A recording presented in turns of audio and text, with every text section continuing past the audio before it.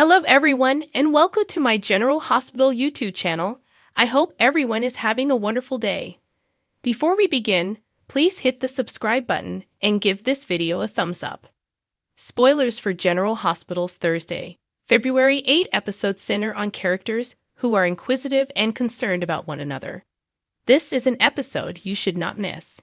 Brick was just informed by Sonny that he is unsure of whom to trust. In fact, he's doubting everything, particularly in light of the gunshots in Puerto Rico, the passing of Spencer, and Nina's treachery.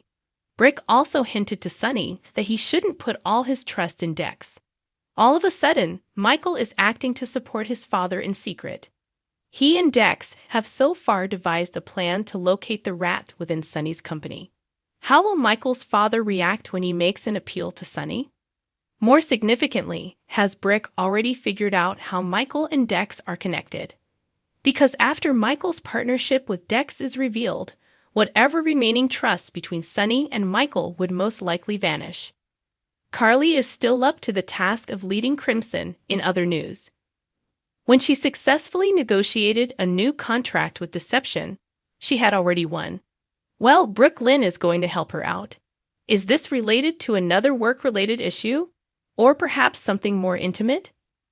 Regarding Nina, she meets with her attorney Martin. Will they bring up how readily he gave in when Michael challenged him with the entire SEC whistleblower scandal once more? However, Nina has a request for him that, ideally, will involve the phrase, "You owe me." In the meantime, Willow, another friend of Drew's, is concerned for him. After all, he has been acting strangely lately. Willow is now aware of it as well. Is there anything the GH nurse can do to assist him? Lastly, think about Chase's concern, most likely regarding his father. Gregory may have worsening ALS if he continues to schedule doctor's appointments. Will Chase go above and beyond to help his dad in his hour of need? Why the fault lies with the state of all soaps.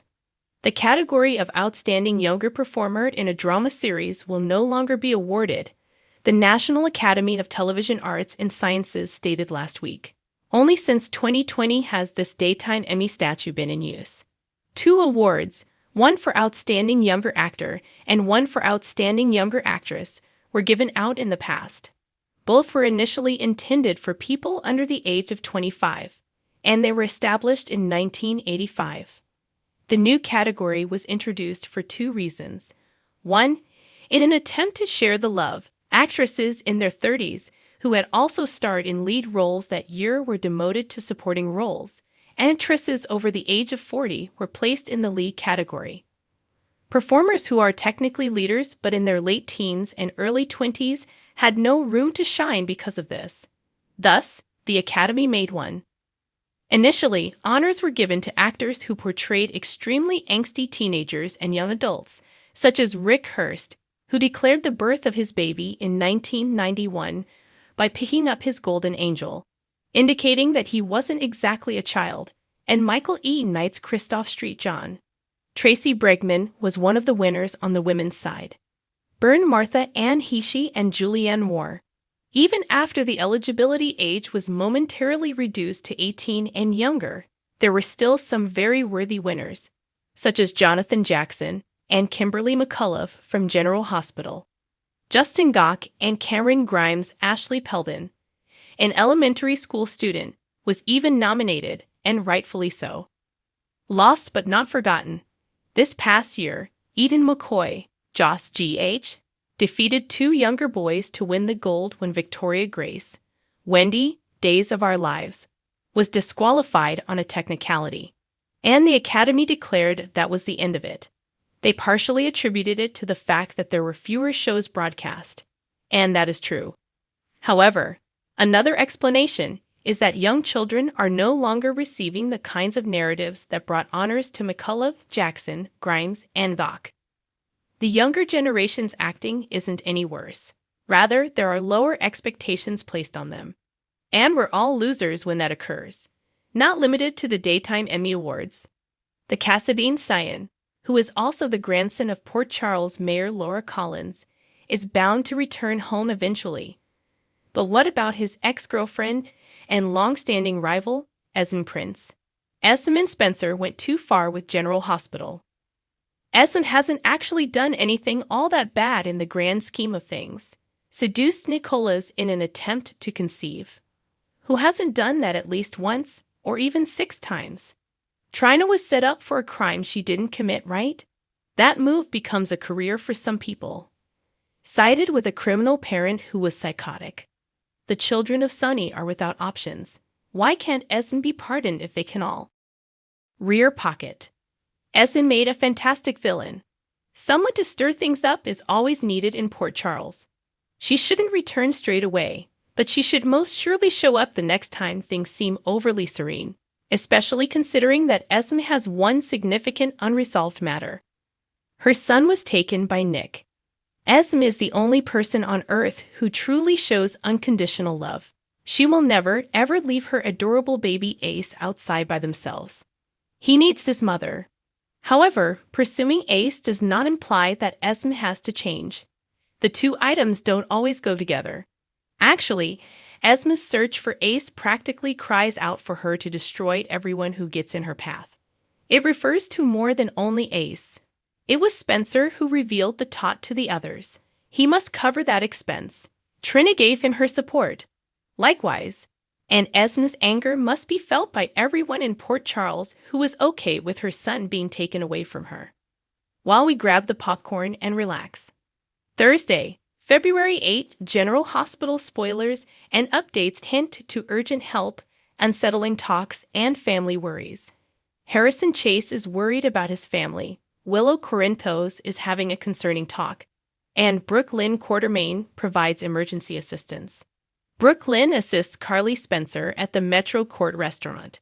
With a positive attitude, Brooklyn encourages her. Let's do this, as they settle down at a table. Carly has assumed the position of chief editor of Crimson Magazine, a fashion-focused publication, despite having little experience in the field. Given that Brooklyn is aware of the standards set by her grandmother Tracy Quartermain, she makes the ideal assistant. Brooklyn hopes to see the success of the recent promotional agreement between Crimson and Deception Cosmetics. Willow has a concerning talk with Drew Kane in another scene since she can tell he's not acting like himself. As he assures her that won't happen again, he appears genuinely enthralled, and Willow appears extremely alarmed by his behavior. She had just spoken with Michael Corinthos regarding a discussion he had with Drew, in which Drew requested assistance exacting revenge on Nina Reeves. Michael had refused, wishing for the family's reconciliation, including his father, with whom he intends to try to patch fences. Michael's resentment of Sonny Corinthos seems to be less than Drew's over Nina. Special Agent John Jagger Cates converses with Jordan Ashford and the recently appointed police commissioner, Anna Devane, at the PCPD in the meantime. Given that Anna removed his justification for withholding information from civilians, she might also serve as Jordan's deputy. He has some very suspicious questions. He queries what knowledge she concealed from him by going to jail for. He won't get anywhere with anyone at the PCPD with that attitude. He complied with Robert Scorpio's, Tristan Rogers' request to dismiss the accusations against Jordan and Anna. But why is he acting rudely now? Following an event at the graveyard, Chase and older brother Hamilton Finn are discussing the circumstances with their father, Gregory Chase. When he clutched his chest and had trouble breathing, Finn tried to make him go to the hospital. When he realized he had been keeping symptoms from Finn, he became upset. Finn believes that Dad should no longer be living alone, but Chase is worried. He probably agrees, but how are they going to persuade their obstinate father to accept it? General Hospital spoilers. Nina Reeves needs Martin Gray, Michael E. Knight, to do her a favor. Neiman is at the Metro Court restaurant. He asks her how precisely she plans to accomplish that. And it sounds like an ambitious plan as well as one hell of a large favor. She might have a case if she decides to sue Drew for wrongful termination, which is one possibility. Personal grudges are irrelevant if New York is a state where a legally valid reason for firing someone must exist.